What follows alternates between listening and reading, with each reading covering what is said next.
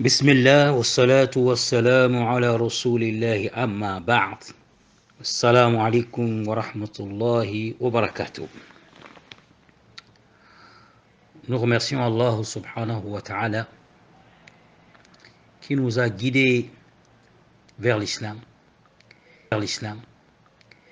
qui nous a sortis des ténèbres de l'ignorance pour nous amener, nous diriger vers la lumière de la connaissance de l'unicité d'Allah subhanahu wa ta'ala, qui est le de notre croyance. Allah subhanahu wa ta'ala nous a dit qu'il a envoyé le but des messagers sur cette terre. C'est pour purifier la croyance, pour sortir les hommes de l'adoration des choses, l'adoration des astres, l'adoration des prophètes, l'adoration des hommes pieux, l'adoration des anges, l'adoration de la création, pour diriger l'homme vers une adoration pure et saine, qui est celle du Créateur Allah subhanahu wa ta'ala. Allah nous dit dans le Coran, وَمَا أُمِرُوا إِلَّا لِيَعْبُدُوا اللَّهَ مُخْلِصِينَ لَهُ الدِّينَ. Ils n'ont été ordonnés si ce n'est d'adorer Allah dans un culte pur, dans un culte sincère.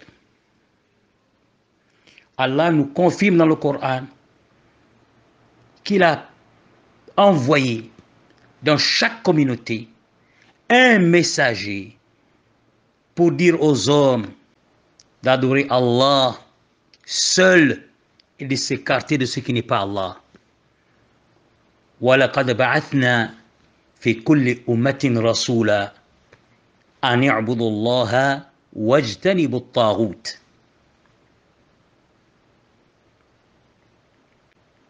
Et c'est vraiment surprenant. Après que le prophète sallallahu alayhi wa sallam a passé 13 ans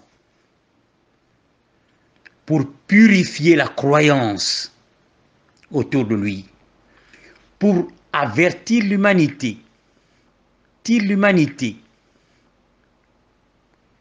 du danger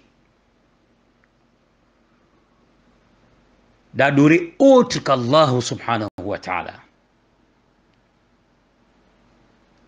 Lorsque le prophète alayhi salatu wa salam arrive à la Mecque, et les Arabes adoraient, ils reconnaissaient Allah, mais ils ont adoré avec Allah autre que lui.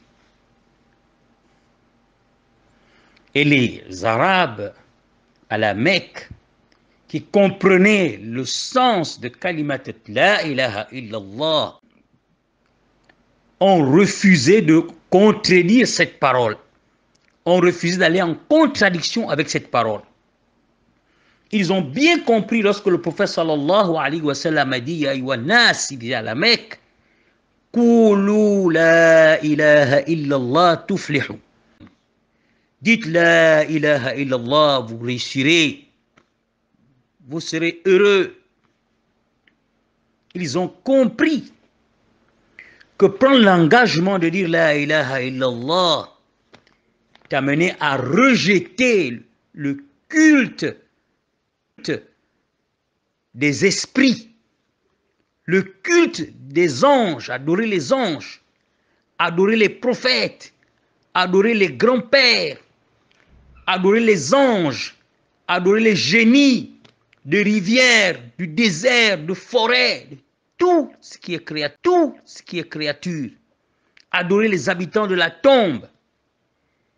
C'est pour cela qu'ils ont dit au prophète Muhammad sallallahu alayhi wa sallam, Aja'ala al-alihata ilahun wahida, allons-nous rejeter tout que nous adorons pour adopter qu'une seule divinité, celle de la divinité d'Allah, l'unique? Non. Nous avons pris des engagements avec nos ancêtres, avec nos parents, nos aïeux, de rester attachés à ces idoles, au culte des esprits, au culte des génies. Nous n'allons pas invoquer un autre, que nos esprits. Donc nous refusons d'adorer Allah. Si tu nous imposes d'adorer Allah seul, nous ne serons pas capables parce que nous refusons de prendre cet engagement. Nous avons déjà pris un autre engagement. Donc les Arabes savaient que celui qui a dit la ilaha illallah ne peut plus venir invoquer Ahmed Tidjan. Lorsque le prophète sallam est mort, a été appelé auprès d'Allah, il y a eu ses successeurs qui ont maintenu cette croyance, purifié la croyance, mais gens dans l'unicité d'Allah. À une certaine époque, les gens sont revenus, ramener les fausses croyances dont nous avons connu des revivificateurs. Cheikh Abdul Wahhab, rahimahullah, qui est venu pour purifier à nouveau cette croyance. Demander aux gens de laisser le bouité, laisser les mauvaises croyances.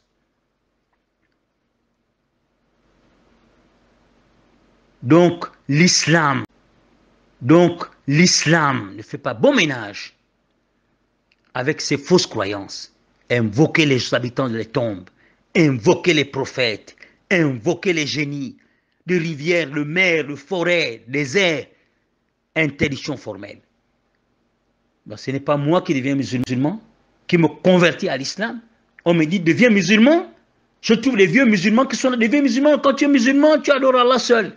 Et on vient les trouver en train d'invoquer des prophètes, en train d'invoquer des anges, en train d'invoquer des esprits. Nous avons laissé le paganisme, nous avons laissé le spiritisme, adorer les esprits, invoquer les crânes de nos aïeux. On a laissé tout ça pour que les gens nous ramènent en arrière. On vient trouver des gens qui sont des tidjanes, qui sont des mourides, etc. Pour aller, des qadariya, etc., aller invoquer leur cheikh, leurs savants. Donc, moi je crois que ceux qui viennent vendre la magie, qui viennent vendre la sorcellerie, Mohammed sallam a combattu toutes ces fausses croyances. Et nous devons nous accorder à cela. Parce que le prophète Allah dans le Coran dit Innahu man yushrik billah faqad harrama Allahu alayhi al-jannah wa mahwahu an-nar wa ma lidh-dhalimin min ansar. Innahu man yushrik billah, celui qui associe Allah à autre chose, celui qui invoque ses prophètes, qui invoque les saints, qui invoque les habitants de la tombe, qui invoque les génies, ce qu'ils appellent Rouhaniya, etc. Allah a dit que le paradis est interdit pour eux. Interdit le paradis.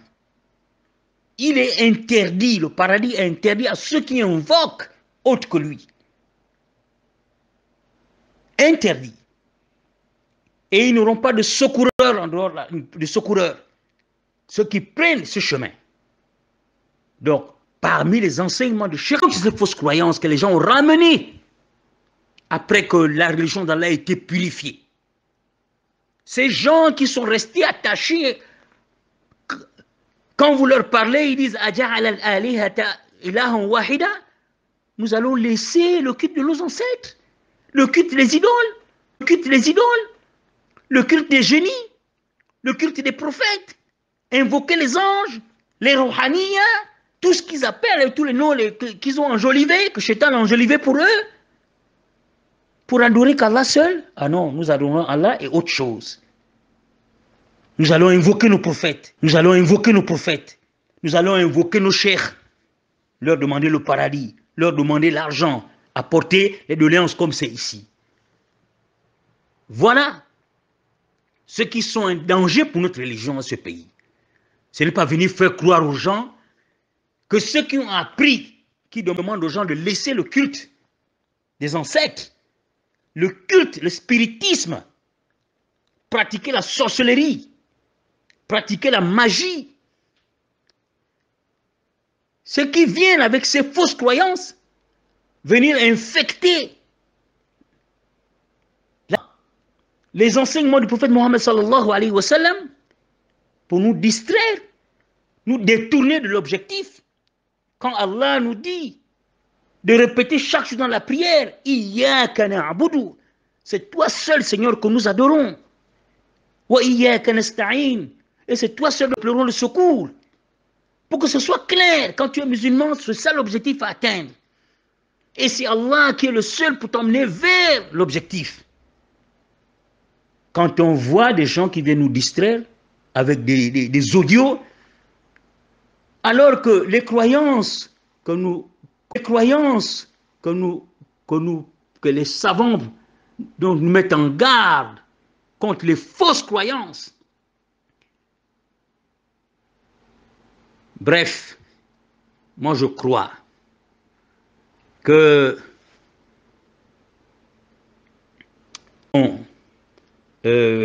continuer à expliquer aux musulmans, parce que celui qui commet ce péché, Inna Allah la yaghfiru an yushraka bih wa yaghfiru ma duna dhalika liman yasha.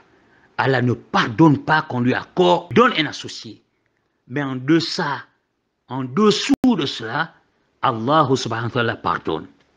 Qu'Allah nous guide et qui nous aide à être des bons musulmans, qui nous aide à purifier ce qu'Allah a rendu sacré, à purifier nos croyances, à nous écarter du polythéisme.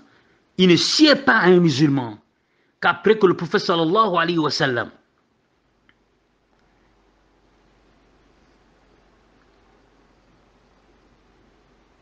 وما كان لمؤمن ولا مؤمنة رسوله أمرا أن يكون له الخيرة من أمره.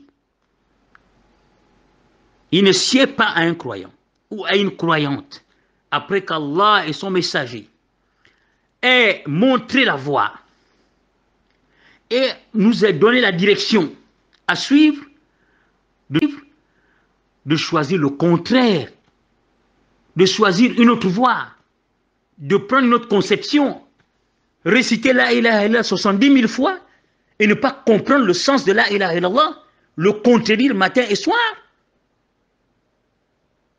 Qu'Allah nous en préserve et qui nous guide. Assalamu alaikum wa rahmatullahi wa barakatuh.